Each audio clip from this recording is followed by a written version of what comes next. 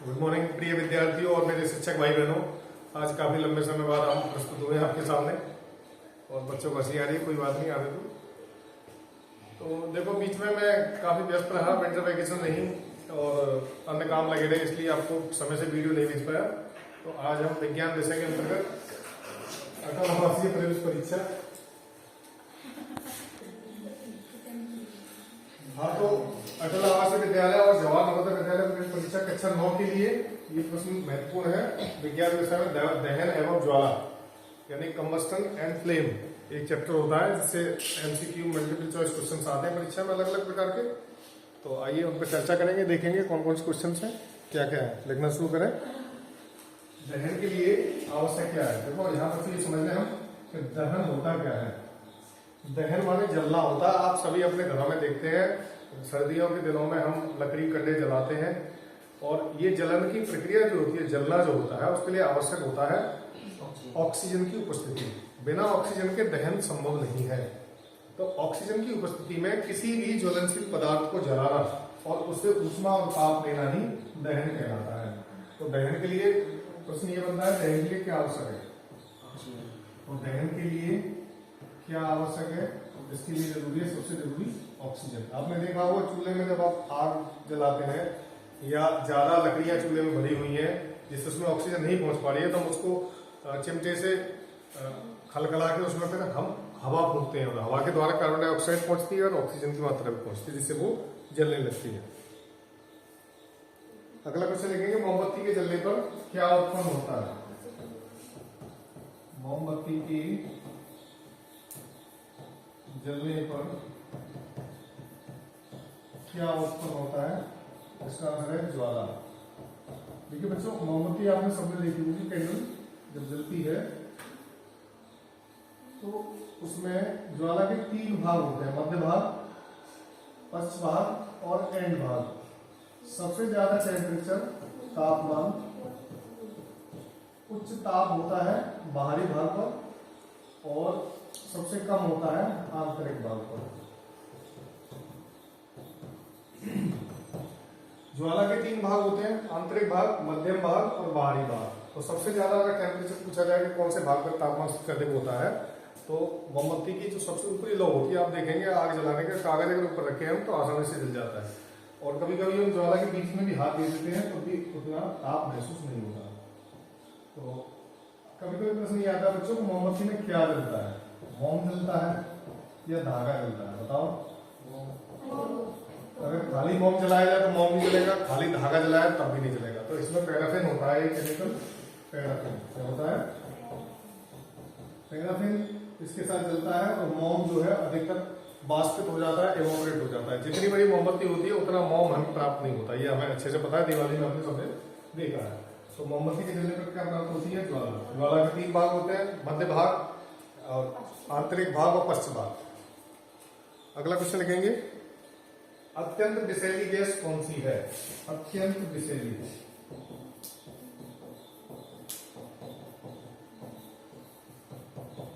अत्यंत विषैली गैस है बच्चों कार्बन मोनोऑक्साइड CO।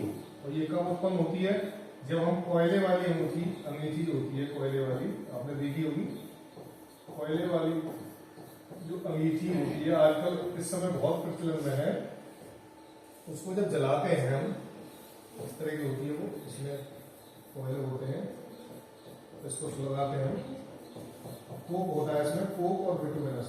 कोक सबसे लगभग किस्म का कोयला जो होता है बिटुमिनस होता है। तो बिटुमिनस और कोक को जलाने पर सफेद फ्यूम्स के साथ गैस निकलती है। आपने हलवाइयों की दुकान में देखी होंगी, भट्टी चलती है, उसमें व्हाइट कलर के धुआं निकलते हैं, व्हाइट। तो जो सफेद वाला धुआं होता है उसमें कार्बन, मुख्य रूप से कार्बन मोनोऑक्साइड और कार्बन डाइऑक्साइड, ये दोनों गैस होती हैं और ये बहुत विषैली है। CO और CO2 दोनों बहनें बहुत ही खतरनाक है। CO2 तो हमारे वायुमंडल की सबसे ज्यादा खतरनाक गैस है और कार्बन मोनोऑक्साइड भी जहरीली होती है। तो कभी भी आपको ये परीक्षा में प्रश्न आता है कि अगर एक कमरे में, बंद कमरे में अंगीठी चल रही है तो उसमें सोने वाले व्यक्ति के लंग्स पर क्या असर पड़ेगा या उसकी क्या स्थिति रहेगी। तो मैं आपको बता दूं, एडवाइजरी, आप सभी बच्चे इस बात का ध्यान रखिए। सर्दियां चल रही हैं, अक्सर गांव में क्या होता है कि हम लोग कंडे या लकड़ियां जलाकर या कोयले की आंच करके चारपाई के नीचे रखते हैं, जो हमारे वृद्धजन है, माता पिता है, उनको तपाने के लिए, और पूरा कमरा पैक कर लेते हैं ताकि कहीं से हवा ना आए। तो वही हम बहुत बड़ी मिस्टेक कर देते हैं, क्योंकि जैसे जैसे उसमें कार्बन मोनोऑक्साइड निकलेगी और वो अंदर की ऑक्सीजन को समाप्त करती जाएगी और विषैली गैस हमारे लंग्स में प्रवेश कर जाएगी और व्यक्ति सोते सोते ही तो मर जाएगा, मृत्यु को प्राप्त हो जाएगा और बहुत ही आसान मौत हो जाती है, अनजाने में हो जाती है। तो इसलिए आप जब भी अंगीठी जलाएं घर में, इस बात का विशेष ध्यान रखें कि एक खिड़की या जंगला या केवाड़ को थोड़ा सा खोल के रखें ताकि बाहर की हवा आ जा सके और जहरीली गैस बाहर जा सके। ठीक है, इस बात का विशेष ध्यान रखेंगे बच्चों, क्योंकि हम लोग अपनी सुविधा के चक्कर में बड़े बड़े कुछ कह नहीं पाते, हम लोग गहरी नींद में सो जाते हैं और वहीं ये बहुत बड़ा हादसा हो जाता है। तो आप इसका ध्यान रखिएगा। अगला क्वेश्चन लिखेंगे, जिस पदार्थ का दहन किया जाता है उसे क्या कहते हैं? जिस पदार्थ का दहन किया जाता है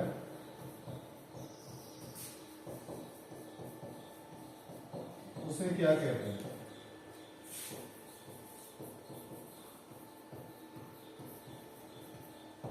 देखो, दहन करने वाले पदार्थ वही होते हैं जो जल सके। अगर कॉमन भाषा में कहें तो ऐसे पदार्थ जिन्हें जलाया जा सके उन्हें क्या बोलते हैं? उन्हें बोलते हैं दाह्य। दाह्य पदार्थ यानी जलने योग्य पदार्थ, ये हिंदी की टर्म है इसलिए इसको जलने योग्य कहेंगे। ठीक है, अगला क्वेश्चन लिखेंगे, मैग्नीशियम के जलने पर क्या होता है? Mg के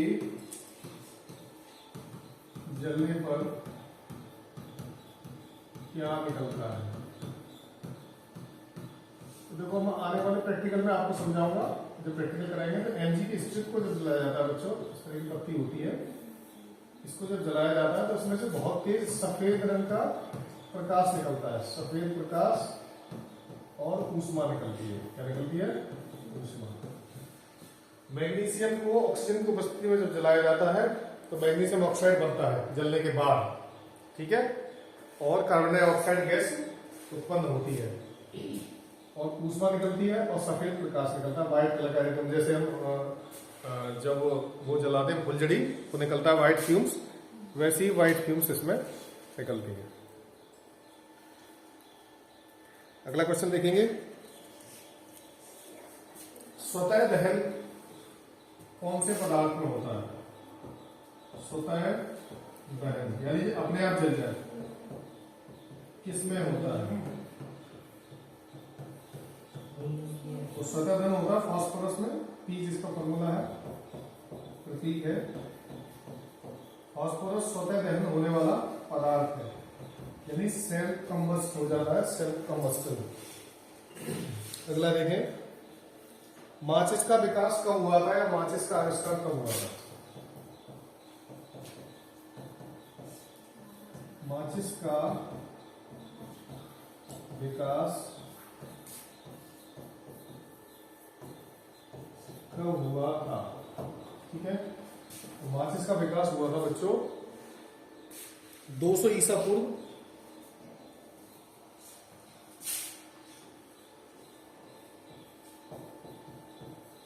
और इसका आविष्कार हुआ था सन 1827 में।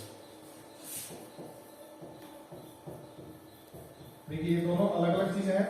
विकास तो हुआ यानी 200 ईसा पूर्व। नवपाषाण आग की खोज कब हुई थी? नवपाषाण युग में। नवपाषाण युग में आग की खोज हुई, तब से आग का पता चला। तो विकास हुआ इसका 200 ईसा पूर्व और इसका आविष्कार हुआ 1827 ईस्वी में। हाँ, पुरापाषाण काल।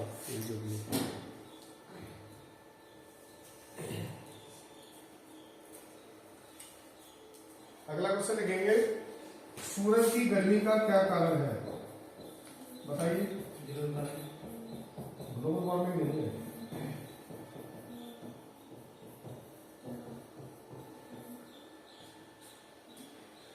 देखो बच्चों, सूर्य बना हुआ है हाइड्रोजन और हीलियम से। किससे? हाइड्रोजन और हीलियम। ठीक है, और इसमें नाभिकीय विखंडन और नाभिकीय संलयन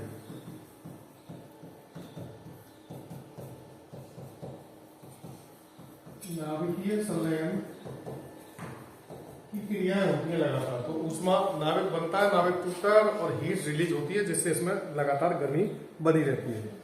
एक क्वेश्चन आता है, ऊष्मीय विकिरण मापने का यंत्र कौन सा है? बताइए, मैं लिखाया है, किसी को पता है? ऊष्मीय विकिरण, हेलियोस्कोप, सुनाया था आपने? हेलियोस्कोप, ठीक है। और सूर्य का तापमान किससे नापा जाता है? उच्च तापमापी, बताइए क्या है? बच्चे छुट्टी के बाद लौटे सब भूल गए। ये है पायरोमीटर, ठीक है। पायरोमीटर से उच्च तापमान नापा जाता है और सूर्य का विकिरण या थर्मल रेडिएशन किससे नापा जाता है? हेलियोस्कोप से, ठीक है। अगला क्वेश्चन लिखेंगे,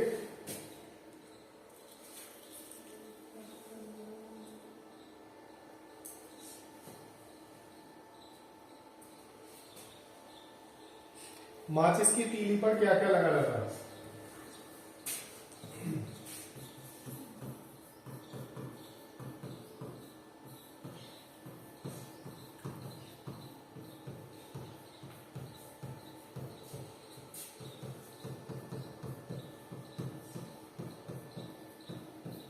माचिस की तीली पर क्या लगा जाता है? देखो आपने माचिस की तीली देखी होगी, तो इसमें होता है बच्चों लाल फास्फोरस,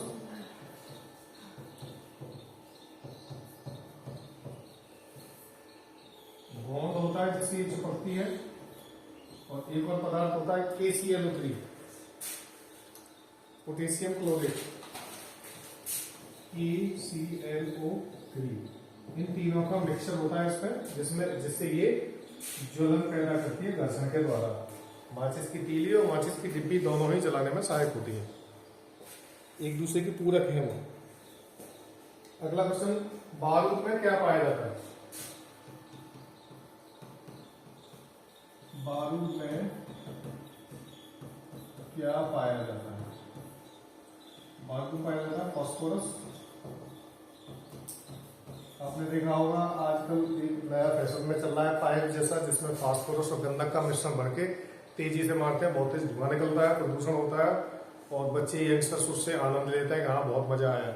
लेकिन आप लोग ये समझिए मेरे प्यारे युवा साथियों, आप सब मुझसे यंगस्टर हैं, यंग हैं और समझदार भी हैं, पढ़े लिखे भी हैं, तो मैं आपको एक एडवाइजरी आज देना चाहता हूँ। जितने भी मेरे इस यूट्यूब चैनल के माध्यम से जुड़े हुए बच्चे हैं या उनके माता पिता हैं या जो भी इस चैनल को देख रहा है, आप ये सोचा कीजिए कि जो भी प्रदूषण हम फैला रहे हैं, मैं आप सबसे बड़ा हूँ या छोटा भी हो सकता हूँ कुछ अन्य से, तो ये धरती को बचाना है हमें अपने हित के लिए। अगर आपको कोई चीज दे दी जाए कि ये तुम्हारी ही है, तो आप उसका अच्छे से इस्तेमाल करेंगे। लेकिन हम लोग क्या कर रहे हैं शौक मौज में, अपनी इस सुंदर धरती को, जीवन दानी ग्रह जो है जिसे बोलते हैं, उसको अपने हाथों से नष्ट करने में लगे हुए हैं। आनंद में इतने लीन हो गए हैं कि हमें प्राकृतिक स्रोतों का ध्यान ही नहीं है कि कौन कौन से नेचुरल रिसोर्स हैं जिनको हम बर्बाद करने में लगे पड़े हैं, जिनमें सबसे जरूरी है पीने योग्य जल। मैं अक्सर देखता हूँ अपने रास्ते में निकलते हुए, जब मैं निकलता हूँ तो कुछ लोग रोड को धो रहे होते हैं, रोड को समरसेबल चला के, जिस रोड पे गंदगी रहती है, धूल मिट्टी रहती है, उसको सफाई करते हैं रोज डेली। मैंने कुछ पढ़े लिखे भी देखे, अपने गांव में भी लोग देखे पढ़े लिखे अच्छे खासे पोस्ट पे हो, वो रोजाना धुलाई करते हैं। जिस पानी को वो इतनी बेरहमी से बर्बाद कर रहे हैं, वो करोड़ों रुपए खर्च करके भी आप बना नहीं सकते घर पे, ना वो स्वाद ला सकते हैं, ना उसकी वो कमी को पूरा कर सकते हैं।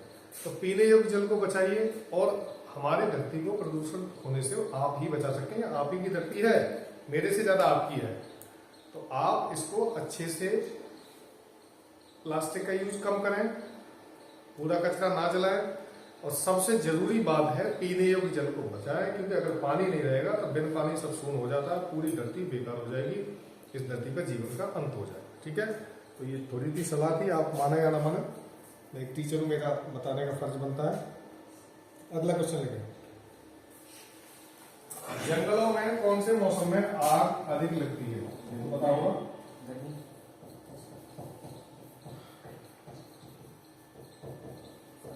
बताओ क्यों?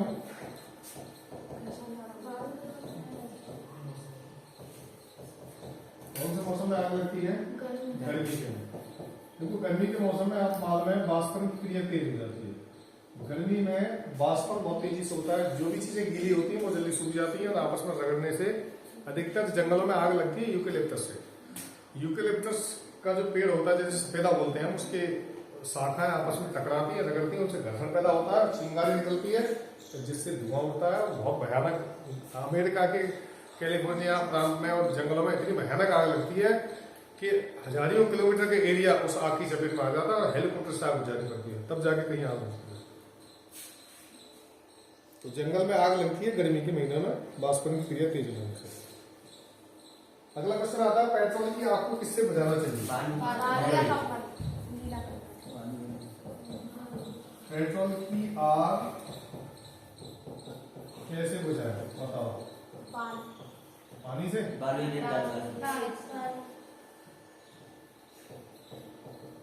अच्छा ये बताइए, पेट्रोल की आग को पानी से क्यों नहीं बुझाते?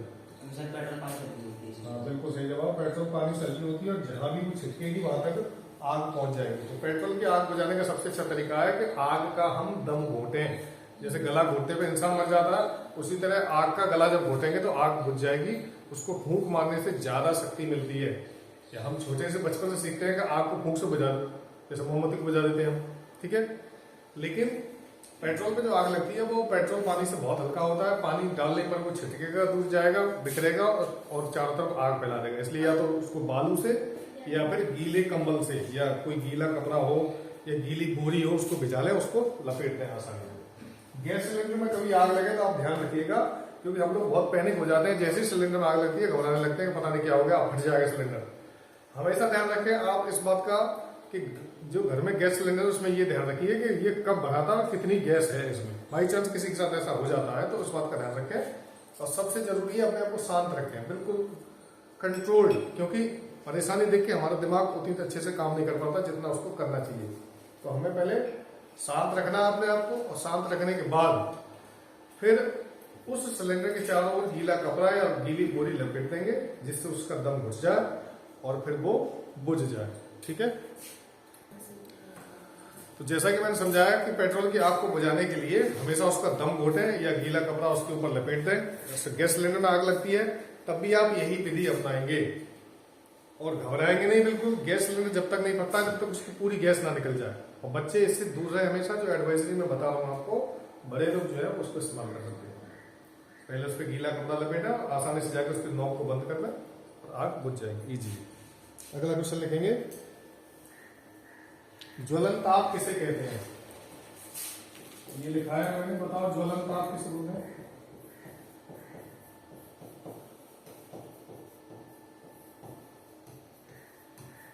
बताइए किसको आइडिया है? वह ताप जिस पर कोई दहाए यानी जलने वाली वस्तु जलने लगे वही ज्वलन ताप कहलाता है, ठीक है। जैसे हर चीज का जो ज्वलन ताप होता है, कंबस्शन टेम्परेचर अलग अलग होता है। जैसे कंडा देर में सुलगेगा और जो मूंज होती है, पतेल होती है, वो जल्दी से आग पकड़ लेती है, कागज जल्दी आग पकड़ लेता है। तो कोई भी ऐसा ज्वलनशील पदार्थ जिसका जब जिस ताप पर जलने लगे वो ज्वलन ताप कहलाता है, ठीक है। जब वह जलने लगे तो ज्वलन ताप कहलाता है।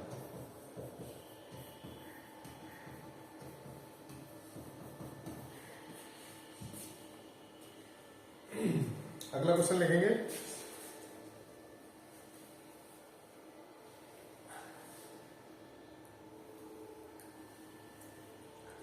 काष्ठ कोयला जलाने पर क्या प्राप्त होता है?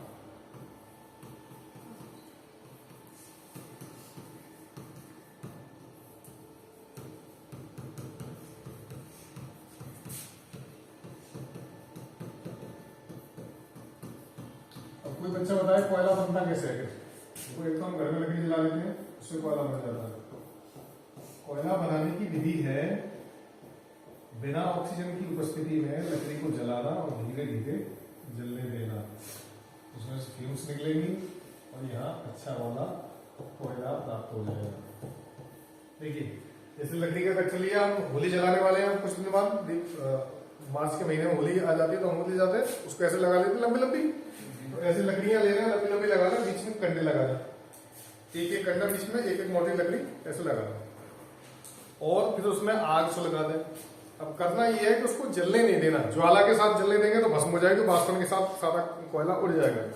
उसके चारों तरफ गीली बोरी लपेट दें जिससे वो धीरे धीरे सुलगती रहे, और पूरी रात सुलगने के बाद सुबह एक अच्छी क्वालिटी का कोयला हमें प्राप्त हो जाएगा। बिल्कुल ऐसी की ऐसी, जैसे लकड़ी खड़ी होगी वैसे के वैसा कोयले की जो खांचा होगा वो पूरा प्राप्त हो जाएगा। तो कास्ट कोयले से प्राप्त होता है कार्बन डाइऑक्साइड, CO2 तो मिलेगी, और क्या मिलेगा, नीचे एक चिपचिपा पदार्थ होगा जिसे बोलते हैं कास्ट चारकोल। चिपचिपा पदार्थ होगा जिसे बोलेंगे चारकोल, चारकोल। ठीक है, अगला क्वेश्चन।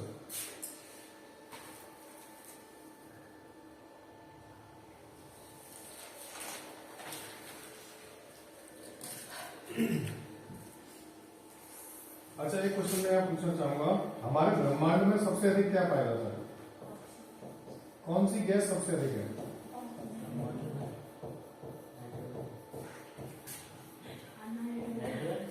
मैं वायुमंडल में नहीं पूछ रहा, ब्रह्मांड में पूछ रहा।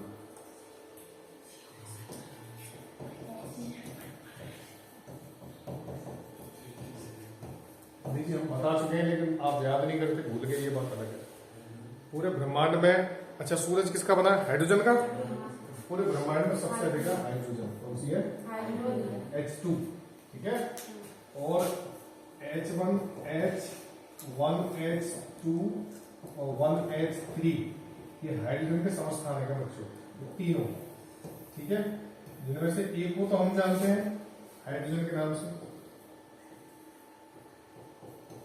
हाइड्रोजन, या इसको हम बोलते हैं, इसको बोलते हैं ड्यूटीरियम, ड्यूटीरियम। इसको बोलते हैं ट्रिटियम, ट्रिटियम।